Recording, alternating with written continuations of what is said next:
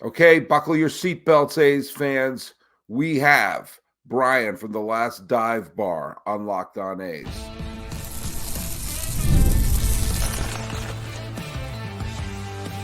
You are Locked On A's, your daily Oakland A's podcast, part of the Locked On Podcast Network, your team every day. Hello, A's fans, and welcome to Locked On A's, part of the Locked On Podcast Network, where it's your team every day. This is the podcast we talk about your Oakland A's all through this final strange season in Oakland, now with only a couple of weeks left. I am your host, Paul Francis Sullivan. Please call me Sully. I've been a baseball podcaster for a while now, and for the last 6 years, I've been the host right there of the Locked On MLB podcast, and this year I'm doing double duty, taking over Locked On A's on their final year in the Coliseum. Follow us at Locked On A's on Twitter or whatever it's called now. And on Instagram, I'm your pal Sully, but Sully Baseball on Twitter, Sully Baseball Podcast on Instagram. And this episode is brought to you by our good friends over at FanDuel. Now through September 22nd, all FanDuel customers can bet $5 to get a 3-week free trial of NFL Sunday Ticket from YouTube and YouTube TV. Just visit FanDuel.com to get started.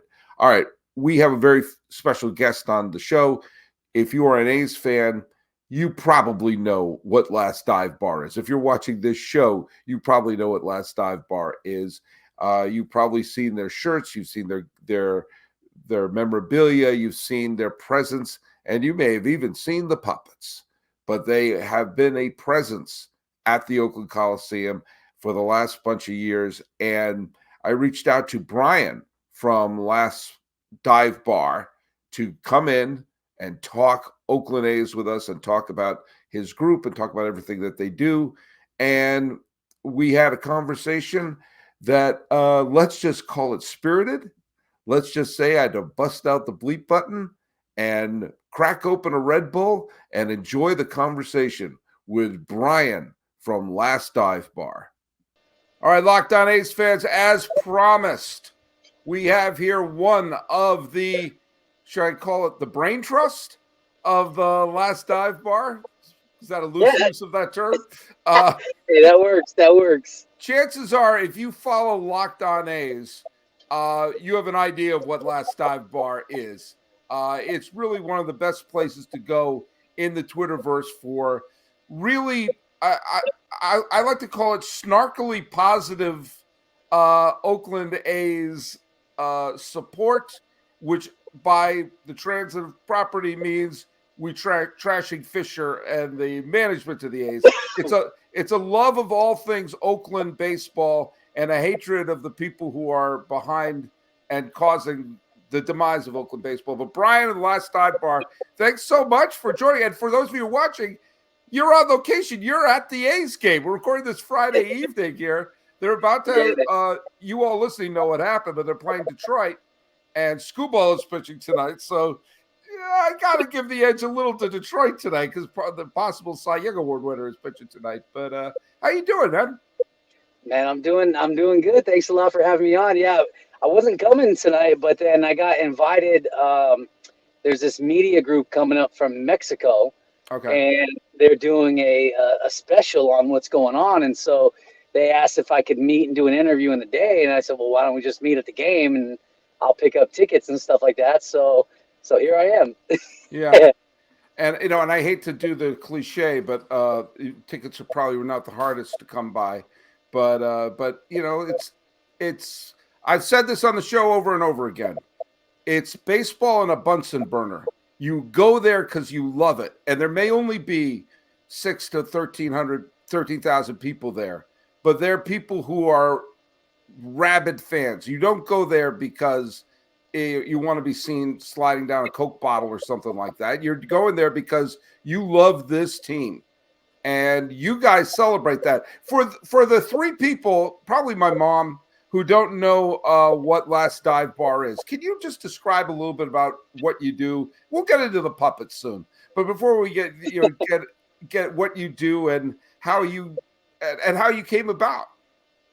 Yeah, so this all started off of a what the meme of myself during a Ramon Laureano at bat in 2019. Mm-hmm. He was having a hell of a year, and then he gets injured, he goes out for about a month, right? And during that year, we were leading all of baseball in hit by pitches, setting a baseball record for that. And, me and Ramon at the time, we had a pretty strong relationship that he didn't know about. And that was online. It was kind of like this internet bromance. And so basically, we were actually good friends in real life. And so he gets hit. So he gets his first at bat in this game, this first game back from being injured for a month. And he takes like a 94, 95 mile an hour fastball right in the soft spot in the back. And I stand up and I'm yelling, "What the f-?" And the camera, the media people, marketing at the time, Travis LaDolce and Kyle Skinner were basically like, "Don't cut away. Don't cut away. Let's air that." And so they aired it. And then they ended up doing a tweet that said our thoughts on leading the league in hit by pitches. And then it was a GIF of me screaming, "What the f-?" And so my buddy at the time, Paul, who we were just making banners and memes and GIFs and just having fun, right, as fans, he made a website called WTFBryan.com. And all it was a collection of memes, all the GIFs, everything that was made. And there was an ode to what the f-, like a big old long poem about that moment. And and it was just to make fun of me. Right. And so there was one specific design on there, WTF Bryan design, like in, A's colors and stuff. And some random dude on Twitter was like, "Yo, can I get that on a shirt?" And so we're like, we're looking at each other like, I don't know. So we ended up figuring out, Paul did, how to make a website, how to make a t-shirt, and how to sell. And so we started doing that, started making money. And then basically, because we both work full time, we both got kids and everything. And so we ended up making t-shirts, and they were pretty popular, and a lot of people were buying them. And then players started buying them, and we're like, "Oh man, what do we do with this money?" So we started donating everything back to the A's Community Fund, all their affiliated charities. We started working with players. We started working with past players, their family members, the broadcast crew, everybody. And it was starting to get pretty big. And then next thing you know, we rebranded as Baseball's Last Dive Bar after the Jack Nicklaus New York Times article. Right. He was a good buddy of mine. And I saw that line and I was like, "Man, we got to make a banner." So I do what I do. And I call Paul. I'm like, "Yo, bro, I need a banner in like 15 minutes. And he's like, "Dude, what?" And so he ended up thinking this Elvis Presley poster that he remembers seeing from 1968. And it was basically the same poster that you see that we have the Last Dive Bar logo on. And it was all weathered and everything just like that, all the rips and tears. And he took everything off that. And then he basically put Baseball's Last Dive Bar, Oakland Coliseum, and that aerial shot that we purchased. And we dropped that. We rebranded to that. And it literally went nuclear. And so we started making big time money. And we just upped the donations. We upped the partnerships with the players and the crew. And basically, we started doing that. I mean, we got a contract with Starling Marte. I mean, we were working with all kinds of different players and family, and then doing crazy cool shit here at the Coliseum. And then so since 2019, we've donated over $250,000 of actual receipted donations. And that's just what we can track with the receipts.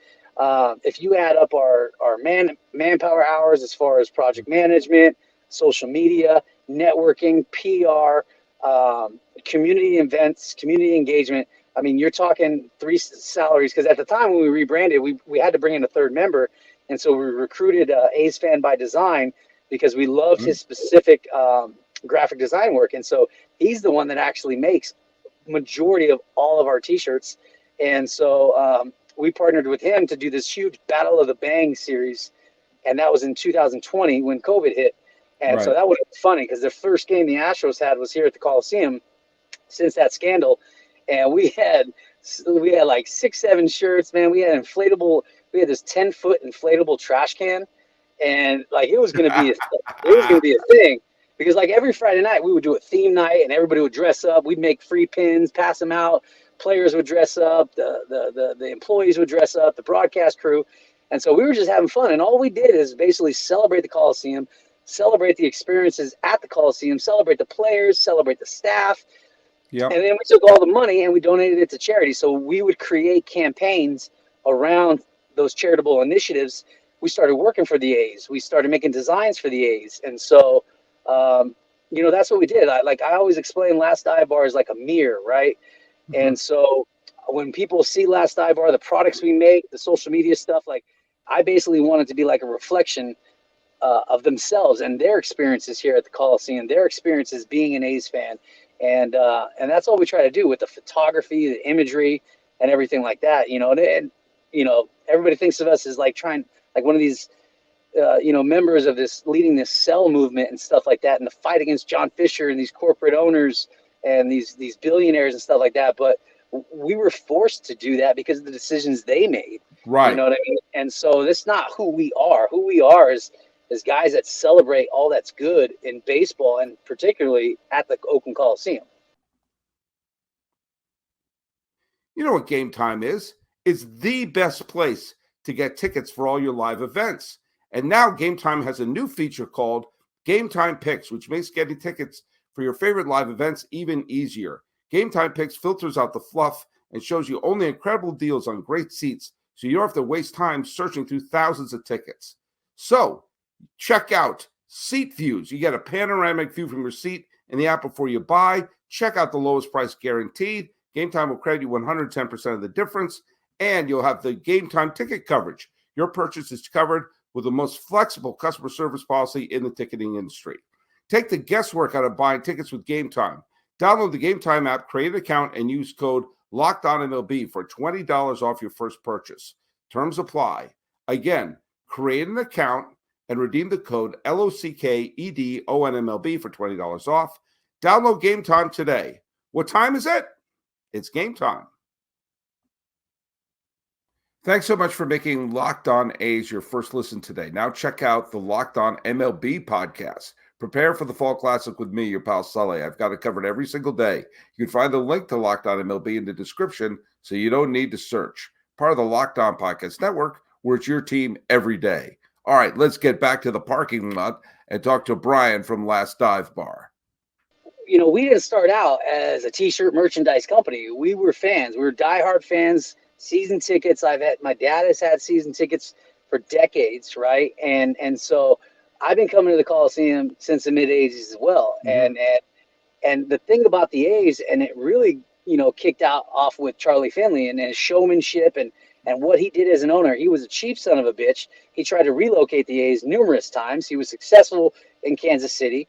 And then he tried to do it multiple times with the A's and trying to move to Denver in '77 and everything like that. And but what Finley did is he really embraced that showmanship, and he allowed fans to take on a character all on its own. And with the unique culture here in the East Bay, like it took off, and it's something that's always stuck, right? Like you had Crazy George. He invented the wave, like in sports. Yep. Crazy George did that. Crazy George was the first person to bring a musical instrument into the game, right? And then, but going back to what you were saying about like the attendance and stuff like that, like attendance is a direct reflection of the ownership. When the ownership doesn't invest in their team, the product on the field, their employees, their staff, their minor system, and the fan experience, and have a good, strong, private, public partnership with the community that they play in, ticket sales are going to be horrible. You know what I mean? That's just the way it is. And so you look at when things were great, you had Haas. Haas understood. He was a community-based owner that understood the value in that. And if you treat the community good and you do the type of things Haas did, like people would come out in droves. And so attendance is cyclical with the success of the team, and it always dies off. Like, you look at everything. You look at the Moneyball days, right? And then you look when attendance dropped off in 2007, and then all of a sudden in 2011, 12, 13, 14, attendance is starting to go back up. And then what happens? They sell everybody off, and then attendance drops in 2015, 16, 17. And then what happens in 2018? 97 wins. And next thing you know, you start seeing an uptick in that. And then what happens? They let everybody go. Then COVID hit at the wrong time too for them too. But there is a sense of, and this is what people who aren't familiar with it, if they only look at the empty seats and everything like that, there is a sense of how many times can you have the rug pulled from you? How many times could you be Charlie Brown trying to kick the football from Lucy? To be, for someone who's a rabid fan, you're going to go no matter what. I've said sometimes it's amazing 7,000 showed up by how badly they've been treated. Take a look. Just like Matt Chapman just signed a multi-year contract with San Francisco. He was an A about an hour and a half ago, and they got back piddly-poo from him. Every once in a while they'll get back, Estes came from a trade, Langoliers came from a trade. Yes, you can get good players back from a trade, but even this year, when we're approaching the trade deadline, people are saying, are they going to trade Mason Miller? Are they going to trade Brett Rooker? Are they going to trade Lawrence Butler? They wound up trading Erceg, but they did. I thought Sears and Estes were gone. But the idea of you have a fan base that knows the nanosecond a player asks for more than minimum wage, they're going to go. So it's very difficult to attach yourself to the players. You saw the players that, the Finley years, they were there until free agency showed up. The core was kept together pretty tightly during the Haas years. But I actually think this is a detriment of what happened to the Moneyball year, that yes, it gave us a fine Brad Pitt film that totally ignored the fact that they had Zito, Mulder, and Hudson. It was, they won because Hatterberg took walks. No, because they had 3 Cy Young caliber pitchers and they had Miguel Tejada. But that sense of, it almost doesn't matter who we have. We can play the shell game with them. What that does is it gives a sense of, okay, can I get attached to these players? Can I get attached to Cespedes? Can I get attached to Donaldson? Can I get attached to Sean Doolittle? Can I get attached to, freaking Bartolo Colon? You really can't after a while. And that does pull at the fabric. I hate to do this, but compare how they had a rotating door of players in the early 2010s, and the Giants kept a pretty steady stable of players in that same time. Granted, they also won the World Series, but still there was a stronger sense of those players were Giants as opposed to, the turnover from 2012 to 2014 was unbelievable. Yeah, you look at all the cyclical successful teams that they've had, and not once, and this goes back all the way to 95 when Haas died and they let everybody go in 96, 97, right? You've never been able to be attached. So even when you get guys in these eras, right? Outside of the Moneyball era, like when that whole team was disbanded and everything like that, a lot of trust was lost, right? And then every time you had a 2012's team, and they're all shipped off, like even 2018, 19, like you get attached, but then you already know something's gonna happen. Like that's why, like this group right now, nobody's attached to them, especially in this year when they're going to be leaving. There's absolutely no point to get attached to them, and that's something that that who knows what fan base is going to have to deal with that. I don't know if they're going to be in Sacramento. I don't know if they're going to be in Las Vegas. Who knows, right? If they're going to come back to Oakland after a failed year in Sacramento because so many players are dying of heat stroke and their shoes are melting. Like, you can't get attached to these people because John Fisher has never shown that he's given a shit about having that talent, extending that talent. The guy's never had $100 million, extension. Like the guy's never extended a single player. No. You know what I mean? And Moneyball, look what they had to do in order to be successful. They had to bring in all these mathematicians and literally reinvent the wheel so they could put people on the field to play, because that's how cheap that son of a shot was. You know what I mean? But I contend that for all the talk of them reinventing the wheel, the main wheel they reinvented is they had 3 ace pitchers. They had 3 Cy Young calibers. But they didn't know that at the time. True. Okay, fine. I've always been a little resistant to be like, yeah, they won because they had Mulder, Zito, and Hudson, all the time. But let's talk about I did a show where I went to Sacramento that I wanted to go to a game in July. I wanted to go to a day game in July. I wanted to say, okay, let's see what we're really dealing with here. Because I made the point. It's a West Coast team. You have to have day getaway games. You can't have a lot of Wednesday or Thursday night games. Those have to be getaway games for teams that are traveling back east. So the idea of, we're going to play night games all the time. You're going to have to do this. So I said, let's see what it's like. And I tried to do a video podcast from there, but I couldn't get my camera running without the thing coming, your phone's overheating. And the thing that happened to me, the listeners know this story, I sat down in my seat in the sun, Mm-hmm. and I saw an usher come up to me, and I thought, like, oh my God, are they going to check my ticket? There's nobody sitting in this section. But instead, the usher was like, "Are you okay?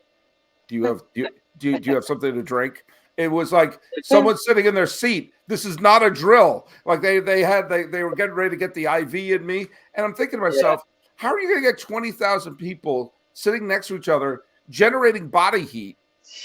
You know, if you think it's embarrassing to have an empty Oakland Coliseum, imagine having an empty Sutter Health ballpark in Sacramento.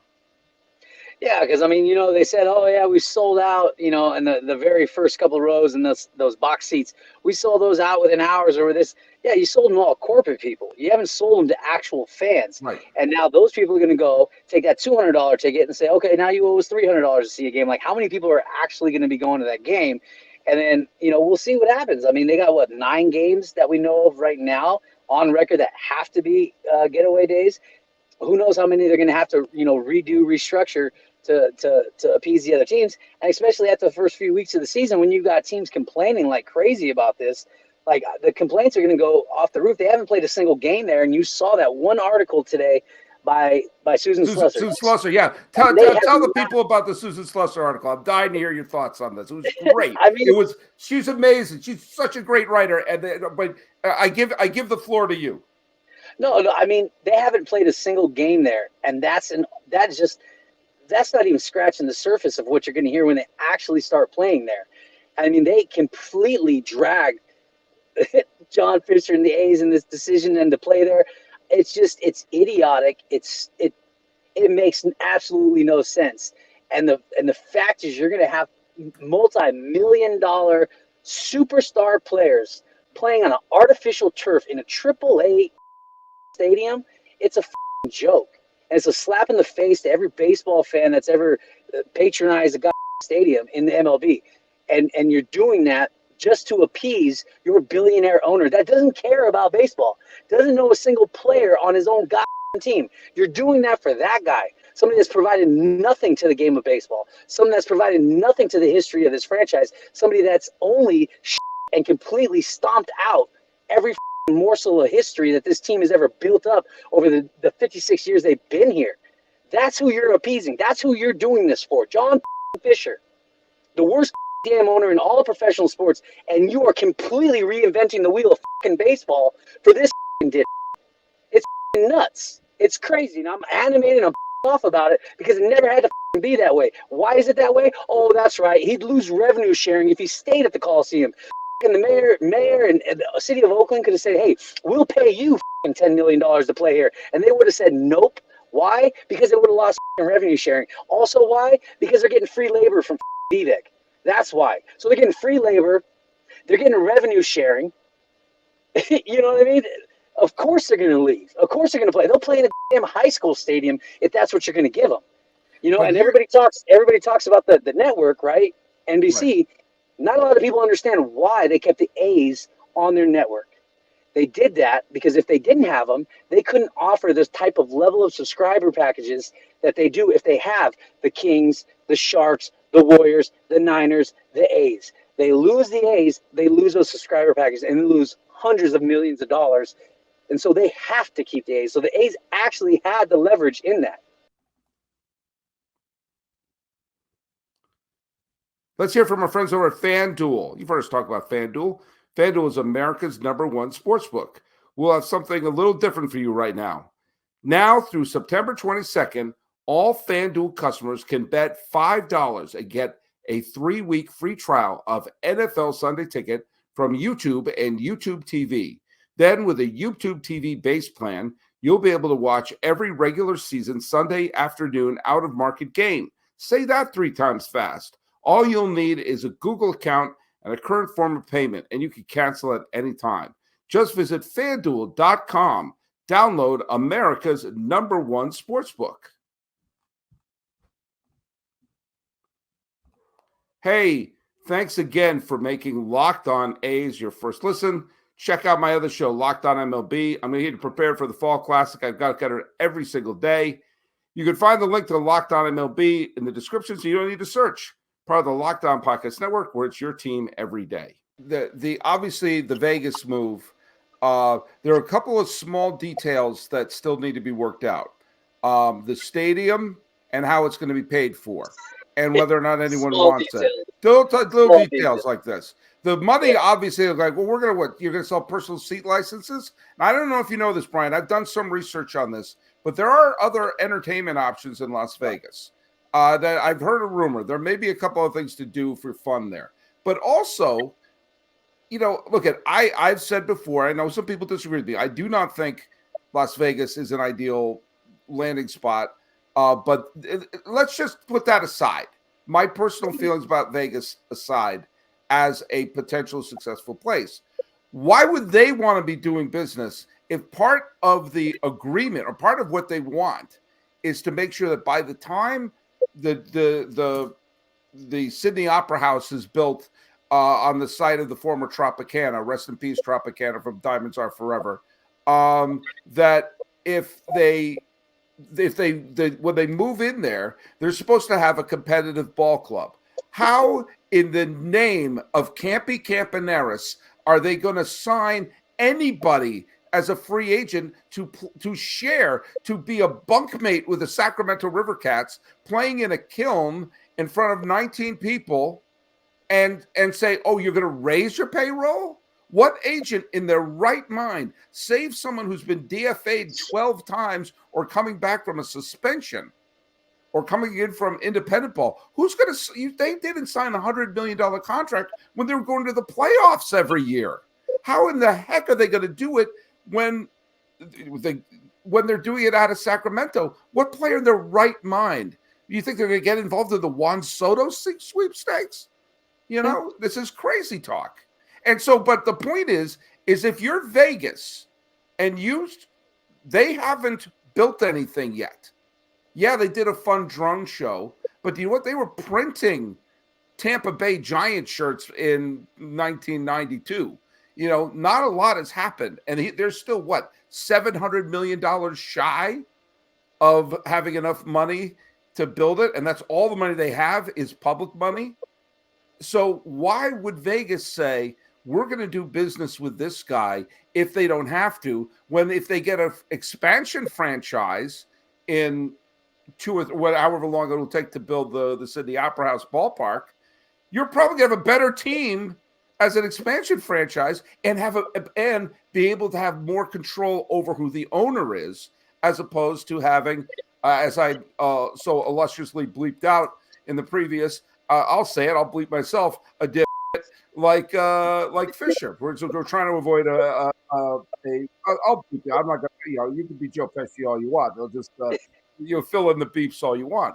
But the point is that what Fisher is doing with Sacramento, where he's clearly done the homework like I used to in algebra class on the bus ride to school. He's done no research, and then we said, oh, we'll play in Sacramento for the reasons you said.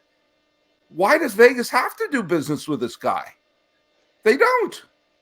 No, it's crazy. I mean, I've tweeted this out like numerous times. It's like baseball in Vegas would be dope, right? Like it would be insane, but you're bringing the worst owner in all of professional sports when you don't to have Las Vegas. You don't have to. Exactly. You don't have to. You are Las Vegas. You are the entertainment capital of the world, right? People come to you. They're a tourist-driven, right? Mm-hmm. They're a tourist-driven city. Why is that? Because people come to them, right? Not the other way around. So the fact that they're settling for John Fisher, the worst owner of all of sports, who's made a mockery of this game, made a mockery of this franchise, made a mockery of the history, it just blows my mind, right? Because you could get, if MLB wants to be in Las Vegas, MLB can go to Las Vegas with the expansion team. What I don't understand is, okay, let Fisher go to Vegas. Change the name, change the colors, leave him in Oakland, and have him start anew in Las Vegas and give him something fresh. Because right now, there's just not the support in Las Vegas. You got 7 or 8 trolls on Twitter, and you have the council members, and that's it. You look at some of the biggest accounts out of Las Vegas, some of the biggest influencers from entertainment, and they're just making fun of this shit. And they see right through the con that is John Fisher and this carny that is the used car salesman Dave Cavill. Like, they hate their guts, and it's a joke. Okay, well, we've never had that much Red Bull vaping nor bleeping on a show before, but I'm having a lot of fun with my conversation with Bryan, and we're actually going to come back tomorrow to finish up the conversation in the parking lot because, well, safe to say, Bryan from Last Dive Bar and I had a lot to talk about. So come back tomorrow. We're going to be talking with Bryan and review what happened in the game on, I guess it's on Tuesday night. Okay. Follow us at Locked On A's on Twitter, or whatever it's called now, and on Instagram. I'm your pal Sully. I'm at Sully Baseball on Twitter, Sully Baseball Podcast on Instagram. Talking to Bryan from Last Dive Bar and all things A's. This has been Locked On A's. I am your host, Paul Francis Sullivan. Please call me Sully.